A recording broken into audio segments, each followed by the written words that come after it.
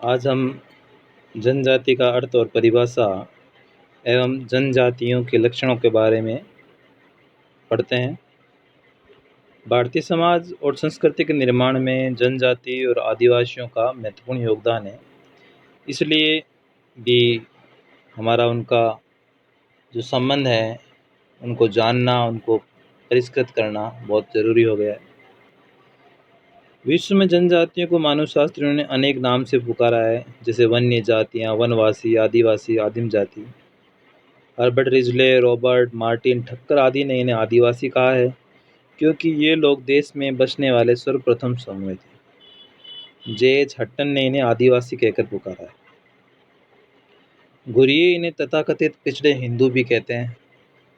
Doctor Ghurye ने ही बाद में इन्हें अनुसूचित जनजाति का नाम दिया था, जिसे संविधान के अनुच्छेद 342 के तहत स्वीकार भी किया गया है। जनजाति शब्द के अनेक अर्थ होते हुए भी वर्तमान में इन्हें जनजाति के नाम से ही जाना जाता है। भारतीय संविधान के 16वें खंड में कुछ विशेष वर्गों की जनजाति कहा गया है। जनजाति की कुछ परिभाषाएं हम देखते हैं। गिलिन और गिलिन कहते हैं, स्थानीय आदिम समूह का ऐसा संग्रह जो एक सामान्य क्षेत्र में रहता हो, एक सामान्य भाषा बोलता हो और एक सामान्य संस्कृति का अनुसरण करता हो, उसे हम जनजाति कहेंगे। डॉक्टर रिवर्स कहते हैं कि जनजाति एक ऐसा सरल प्रकार का सामाजिक समूह है जिसके सदस्य एक सामान्य भाषा का प्रयोग करते हैं तथा युद्ध आदि सामान्य उद्देश्य के लिए सम्मिलित रूप से कार्य करते हैं। ए.आर. देसाई कहते हैं कि जनजाति वह समूह है जो अभी तक संस्कृतिकरण और आत्मसात्मीकरण का विरोध करते आए हैं। मतलब वह लोग जो आधुनिकता का विरोध करते हैं, सरल शब्दों में अगर इनको कहा जाए तो।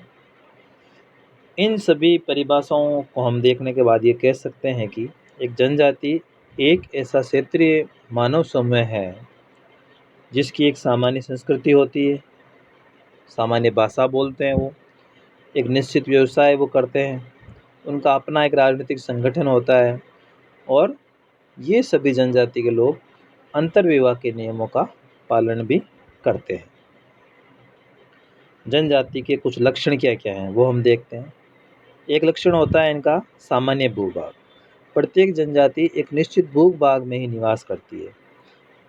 डॉक्टर रिवर्स इसके विपरीत सामान्य भूभाग को जनजाति का आवश्यक लक्षण नहीं भी मानते हैं।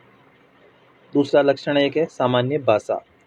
प्रत्येक जनजाति की एक सामान्य भाषा होती है जिसके द्वारा वे अपने विचारों का आदान प्रदान करते हैं। विस्तृत आकार।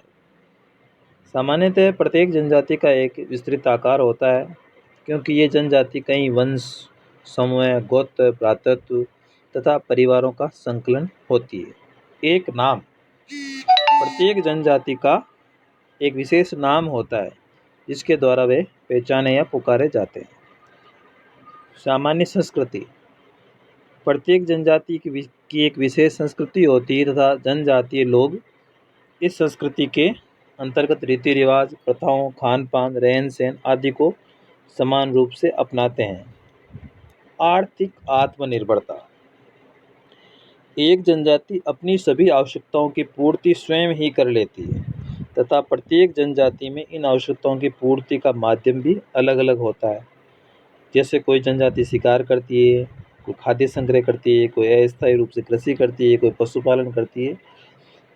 ये जनजातियाँ अन्य पड़ोसी जनजाति समुदायों से विनिमय, पारस्परिकता, बार्टर आदि द्वारा भी अपने कमी वस्तुओं की पूर्ति करती रहती है। मतलब वस्तु विनिमय भी इनमें चलता रहता है। राजनीतिक संगठन होता है, इनका अपना एक सामान्य राजनीतिक संगठन होता है।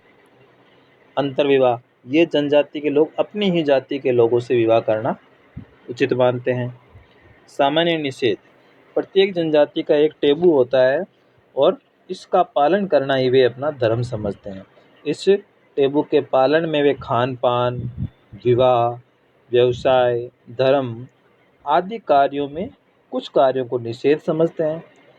ये टेबू चाहे पशु पक्षी हो सकता है, कोई पेड़ हो सकता है या कुछ भी हो सकता है।